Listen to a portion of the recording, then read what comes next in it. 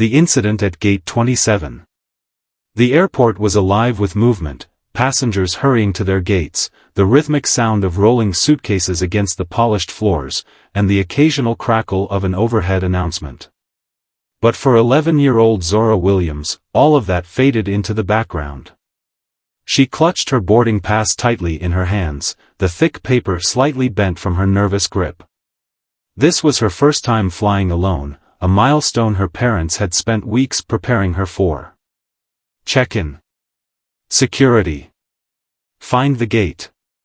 Wait. Board. She had followed each step carefully, just as her father had taught her.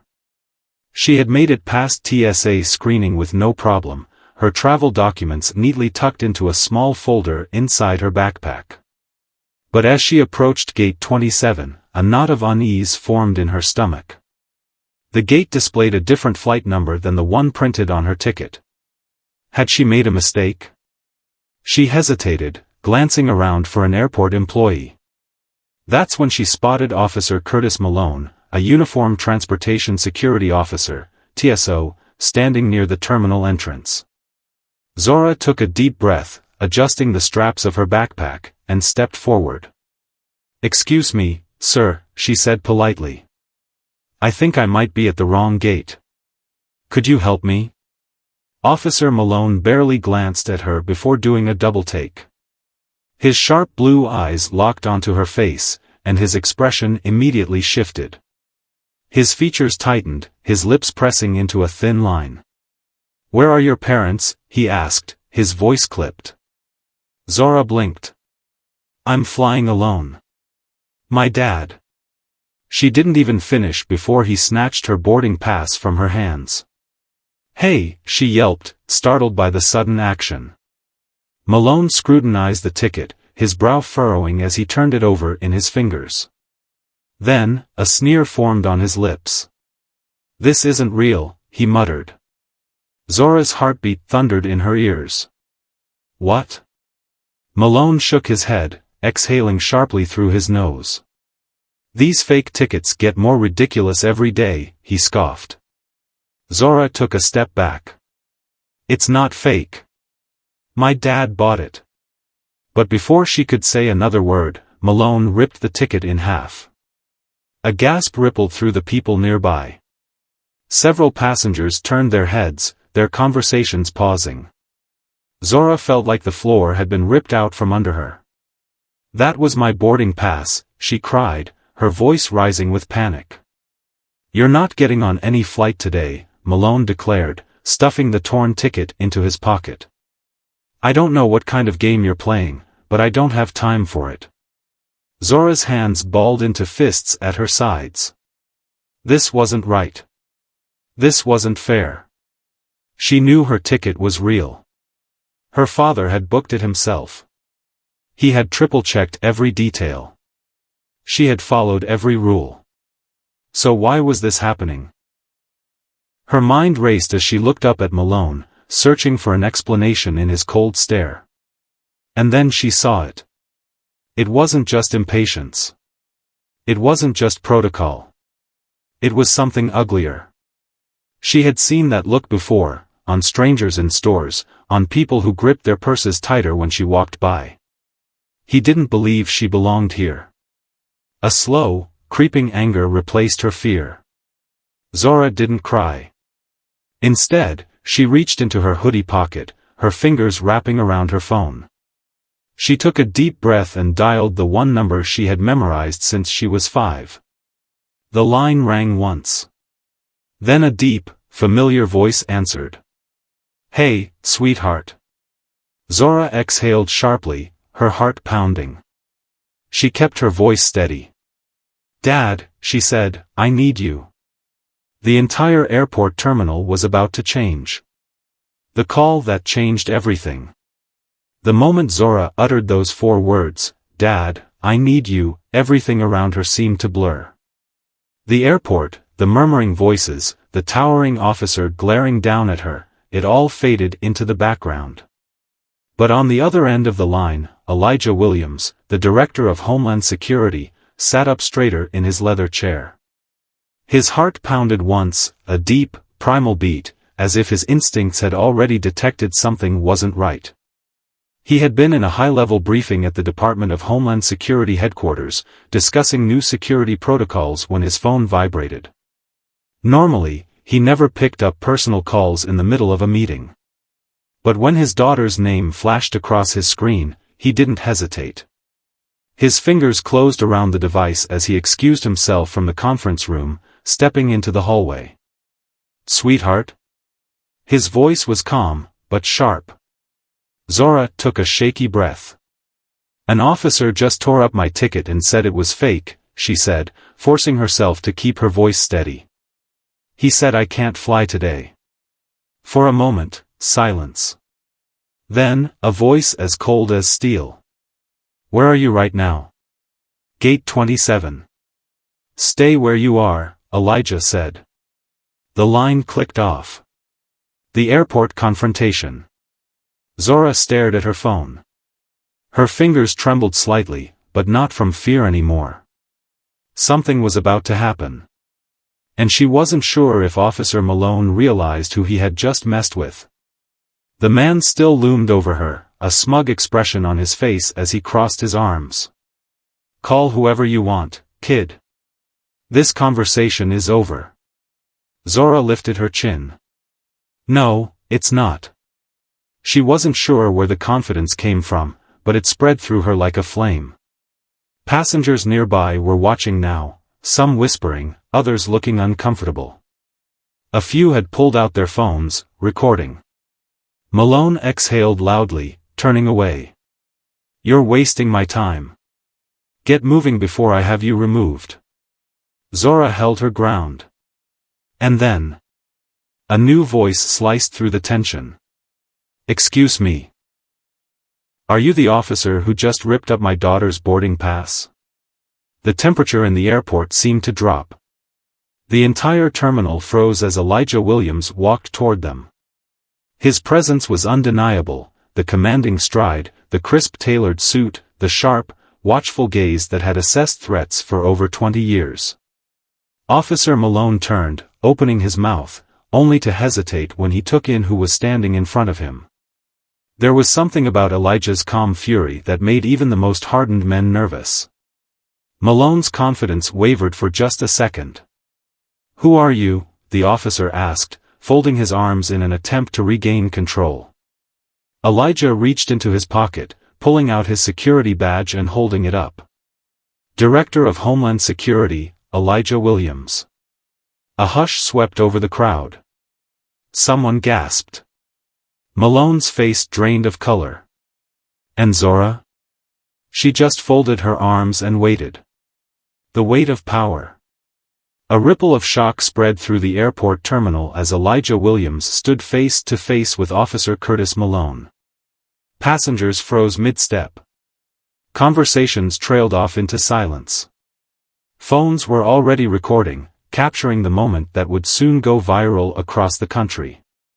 Malone, for the first time since the confrontation started, looked uneasy.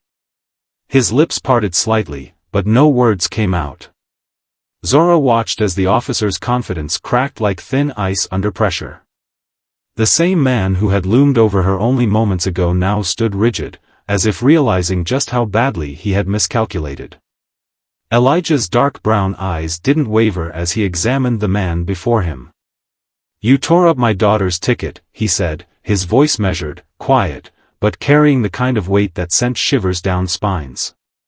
Malone swallowed, his Adam's apple bobbing. "Yes, sir, I didn't know she was my daughter?" Elijah interrupted. "And if she weren't, would that have changed anything?" Malone's jaw clenched. "Sir, Elijah took a step closer, his height forcing Malone to look up slightly. "You accused an 11-year-old girl of fraud without cause. You stole her boarding pass. And you denied her access to a flight she had every legal right to board. I want to hear your explanation." The officer's mouth opened and closed like a fish out of water. Zora crossed her arms, watching the man squirm. For the first time, he was the one feeling small. The weak excuse. Malone cleared his throat. Sir, I was just following protocol, he stammered. The ticket looked suspicious. I had to make a judgment call. Elijah arched a brow. Suspicious? Malone hesitated. I've seen similar fake tickets before, he said quickly. And she was flying alone, so I needed to verify. Did you verify? Malone blinked. Did you run the ticket's barcode? Did you check the passenger list? Did you speak to the airline desk before making your judgment call? Silence. The officer hadn't done any of those things. The truth was, Malone had assumed. He had looked at a little black girl, flying alone, and decided that she couldn't possibly belong on a flight with a first-class boarding pass.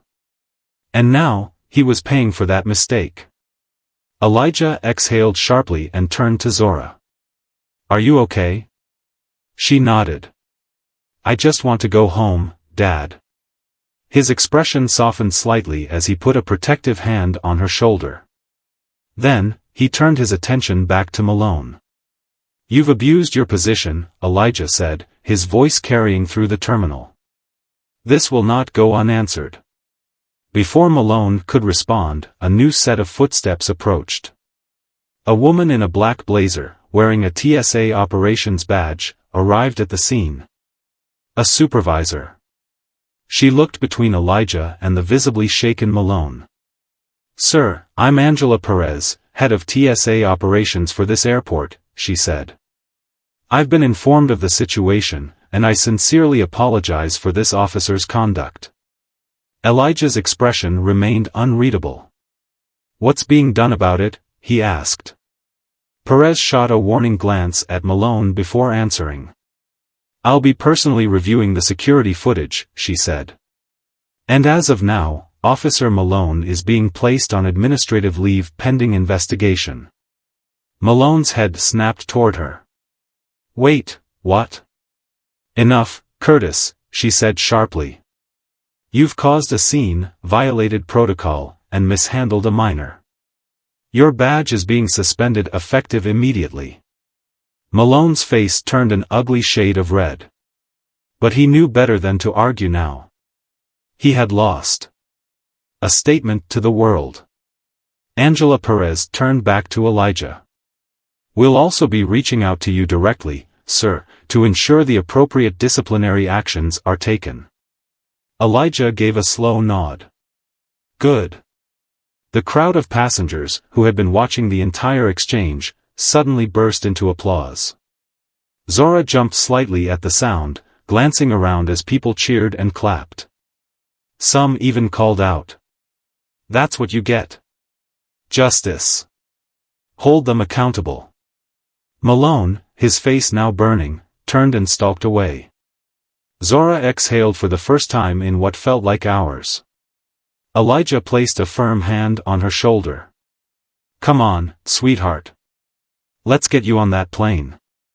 Zora nodded, but as they walked toward the airline counter, she could feel the stares, the weight of what had just happened. Something told her this story wasn't over yet. The firestorm begins. The airport may have gone back to its usual rhythm, announcements blaring, passengers rushing to their gates, but for Zora Matthews, the world had just shifted. She clutched her new boarding pass, freshly printed by a horrified airline representative who had stammered out a series of apologies. You're all set, Miss Matthews, the woman had said, her fingers shaking slightly as she handed over the ticket. We'll make sure nothing else happens. But Zora could tell. It was already happening. People were staring, whispering, phones still raised to capture the moment. She could see it in their eyes, curiosity, outrage, and for some, something uglier. She wasn't just another passenger anymore. She was a story. And that story was already spreading like wildfire. The viral explosion. By the time Elijah and Zora reached her gate, the internet had already exploded. A woman who had recorded the entire confrontation uploaded it to social media, and within minutes, it was being retweeted, shared, and dissected by millions. The video's title was blunt and damning. Right arrow, racist TSA agent rips up little girl's ticket, until he finds out who her dad is. The comments poured in faster than anyone could keep up. Fire, this is America. A child has to call the head of Homeland Security to be treated fairly? Pouting face, if she were white, he wouldn't have even questioned her. Skull, bro lost his whole career in 30 seconds. Deserved. Eyes, they tried to ruin an 11-year-old's day. Instead, they ended their own careers. Within an hour, the story had been picked up by major news outlets. CNN. The New York Times. BuzzFeed. NBC. Even celebrities chimed in. Heavy checkmark at Ava DuVernay. The fact that an 11-year-old had to endure this is unacceptable. She should have been treated like any other child traveling alone. We see you, Zora. We stand with you. Heavy checkmark at LeBron James. That officer messed with the wrong family. Respect to Director Elijah Williams for stepping in and holding him accountable. Heavy checkmark at Michelle Obama. Every child deserves to be treated with dignity. Zora, you are strong, brave, and deserve the world. We're all rooting for you. The backlash begins. While Zora sat quietly at her gate, swinging her feet as she sipped a Sprite, her father's phone wouldn't stop buzzing. Emails. Calls. Texts. A call from the White House. A call from the Secretary of Homeland Security. A call from the airport's chief of security, desperate to contain the damage. Sir, we had no idea. Elijah cut him off. That's the problem, he said coldly. You never have an idea until it's too late. Then, without another word, he hung up. His daughter's safety wasn't a PR crisis to be managed. It was personal. Malone's career goes up in flames. Meanwhile, in another part of the airport, Officer Curtis Malone sat in a private security office, staring at his phone screen in horror. His face was everywhere. His name was trending, but not for the reasons he wanted. Police car light, TSA officer suspended for racially profiling 11-year-old girl. Police car light, former Marine turned Homeland Security chief exposes systemic racism at TSA. Police car light, federal investigation launched into airport security misconduct. Malone's palms were sweaty as he scrolled through the news articles. His supervisor, Angela Perez, had personally filed a report against him, detailing every protocol he violated. The Department of Homeland Security had launched an official investigation, and sources within TSA were already whispering that he was finished. He tried to tell himself it wasn't that bad. That he could recover. But then he saw it. Television. A clip from CNN. A female news anchor stared into the camera, her expression serious. We have just received an update that Officer Curtis Malone has been placed on indefinite suspension. Sources indicate that this case is being reviewed at the highest levels of the federal government. The TSA has declined to comment, but insiders suggest that we may see an official termination soon. Malone's chest tightened. This wasn't just about his job anymore. This was about his entire life. And it was falling apart in front of his eyes. A nation on fire. As the hours ticked by, the incident at the airport had ignited a national debate. TV panels dissected the footage. Politicians used it as an example of racial bias in law enforcement. Parents across the country expressed outrage, especially parents of black children, who knew all too well what it felt like to prepare their kids for the kind of world that didn't see them as innocent. Activists were already planning protests at major airports. Even Congress members were weighing in, with some calling for a complete overhaul of TSA training to address racial profiling. Elijah makes a decision. Back at the airport, Elijah Williams watched it all unfold. He had seen public firestorms before. But this was different. This was about his daughter. And that meant he wasn't just going to sit back and let this blow over. As the final boarding call for Zora's flight echoed over the speakers, he turned to her.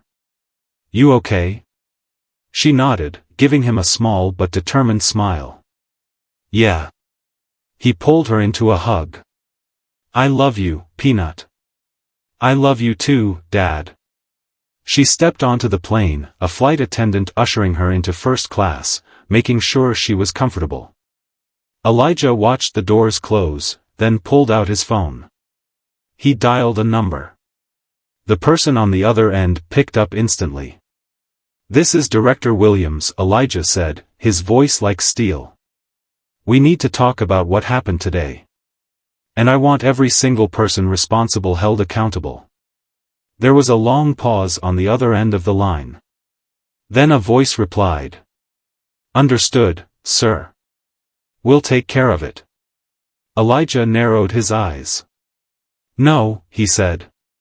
"I will." And just like that, the real battle had begun. The reckoning begins. The moment Zora's flight took off, Elijah Matthews knew the battle had truly begun. The media frenzy was already out of control. Politicians, celebrities, civil rights leaders, even former TSA employees had started coming forward, revealing years of misconduct, cover-ups, and racial profiling buried under layers of bureaucracy. This wasn't just about Zora anymore. This was about a broken system, one that had just been exposed to the entire world. And Elijah wasn't going to let it slide. The first casualty, Officer Curtis Malone. Inside a small, sterile office tucked away in the depths of the airport, Curtis Malone sat stiffly across from two TSA investigators. The room felt smaller than it was, the walls pressing in around him as the two officials, a sharp-eyed black woman and a stern-looking Latino man, flipped through a thick stack of documents in front of them. His personnel file. Malone's fingers twitched as he waited. Finally, the woman spoke. "Officer Malone," she said, her voice cold, "do you understand why you're here?" He swallowed hard. "Because of the girl," he muttered. The woman tilted her head. "Because of your repeated history of racial bias complaints," she corrected. "Because of multiple past incidents where your conduct was questionable at best, illegal at worst. And because yesterday, you publicly humiliated and endangered an 11-year-old girl, a girl who happened to be the daughter of one of the most powerful men in the country." Malone's face burned red. He could feel the cameras mounted in the corners of the room, watching him, recording everything.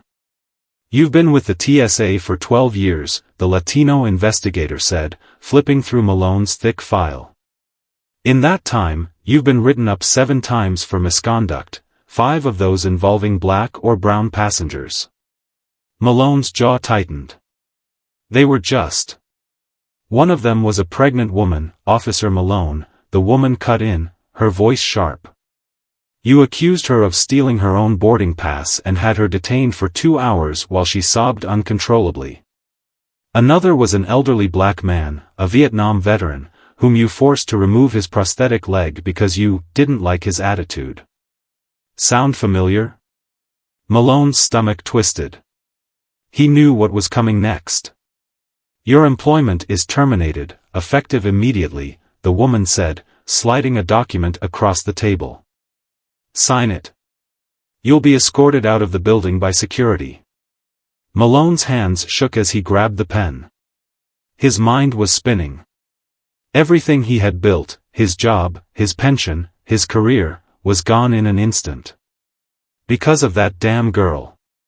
As the security officers entered the room, he gritted his teeth and scrawled his signature across the bottom of the page. Then he stood, his legs unsteady, and let them lead him away. Outside, the airport was swarming with reporters. The second he stepped through the doors, microphones and cameras were shoved into his face. "Officer Malone. Do you have anything to say about your termination? Do you regret what you did to Zora Matthews? Do you believe the TSA has a problem with racial profiling?" Malone kept his head down and pushed through the crowd, but he knew this wasn't over. Not for him. The Secretary of Homeland Security calls a meeting. Across the city, inside a high-security conference room at the Department of Homeland Security headquarters, a meeting was underway. Seated around the polished oak table were some of the most powerful figures in the country, officials from TSA, Homeland Security, and the Federal Aviation Administration. And at the head of the table sat Elijah Matthews. His presence alone had shifted the energy in the room. The Secretary of Homeland Security, a stocky man with graying hair, cleared his throat. "This has gotten out of control," he muttered, rubbing his temples. "The media isn't letting this go. Congress is already calling for an official inquiry. And public trust in TSA is at an all-time low." Elijah folded his hands on the table. "Good," he said. The room went silent. The secretary looked at him, confused. "Good?" Elijah's eyes burned with intensity. "This should never have happened in the first place," he said. "And if we don't fix it now, it will happen again. To another child.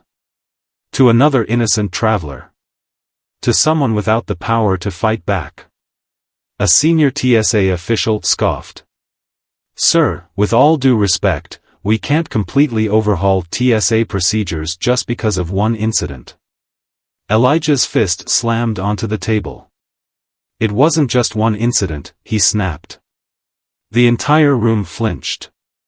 Then he pulled out a stack of documents, complaints, reports, statistics, all detailing a pattern of discrimination within TSA. "This is a systemic issue," he said, his voice low and firm. "And I'm not just going to let this fade out of the news cycle. We are going to make real changes." The room shifted uncomfortably. Elijah could see it, the reluctance, the fear of accountability. But he didn't care. They were going to fix this, whether they liked it or not. Zora speaks out. Meanwhile, back at home, Zora sat on the couch, staring at her phone screen. Her name was everywhere. News anchors were still talking about her. Her DMs were flooded with messages, some supportive, others vile and hateful. Her parents had shielded her from most of it, but she wasn't stupid. She knew that people were watching. So when a well-known journalist reached out, asking for an exclusive interview, Zora made a decision. She was going to speak out. The next day, she sat in front of a camera, her hands folded in her lap. The journalist smiled kindly. "Zora, I know this has been a difficult time for you. But if there's one thing you want people to understand about what happened, what would it be?" Zora took a deep breath. Then she looked directly into the camera. "I want people to know that I'm not just a story," she said. "I'm a kid. And what happened to me shouldn't happen to anyone else." The room was silent. Then she continued, her voice steady and strong. "I just want to live in a world where kids like me don't have to be afraid of being treated differently just because of what we look like. And if my story can help make that happen, then I'm glad I spoke up." The interview went viral within minutes. And the world was finally listening. But this wasn't over. Because the reckoning had only just begun, the reckoning becomes a revolution. Zora never expected her story to ignite a nationwide movement. But it did. Within days of her interview going viral, the world was watching. Protests erupted at major airports across the country. Civil rights organizations demanded immediate TSA reform. News outlets ran round-the-clock coverage of racial profiling cases, bringing long-buried injustices to light. But behind the scenes, something even bigger was happening. Elijah Matthews wasn't just fighting for his daughter anymore. He was about to change the system forever. The whistleblower's bombshell. Late one night, Elijah sat in his home office, reviewing a classified internal report on racial profiling within TSA. His phone buzzed. A blocked number. He hesitated, then answered. A hoarse voice came through the line. Director Matthews? Elijah sat up straight. Who is this? A pause. Then. You don't know me, but I've been with TSA for 15 years. I've seen things that would make you sick. The department has been hiding the truth for years. I have proof. Elijah's grip on the phone tightened. What kind of proof? Emails. Memos. Reports that never saw the light of day. The voice lowered. The TSA has quotas for detaining people of color. They're trained to target certain travelers, especially black passengers. It's not about security. It's about control. Elijah's chest burned with fury. Send me everything, he said. And just like that, the floodgates opened. The whistleblower's documents painted a damning picture of systematic abuse. Secret training manuals instructing officers to closely inspect black and brown travelers. Internal emails mocking passengers who had filed complaints. A hidden database tracking racial profiling cases that had been quietly buried. The evidence was indisputable. The TSA was guilty as hell. And now, the entire world was about to know. The Homeland Security hearing. 2 weeks later, the Capitol building was packed.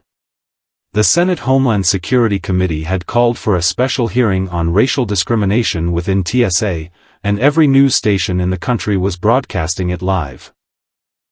At the center of the storm sat Elijah Matthews. Dressed in a dark suit, his shoulders squared, he faced the committee with unshakable resolve. A senator cleared her throat. Director Matthews, do you believe racial profiling is a systemic issue within TSA? Elijah looked her dead in the eye. Yes, he said.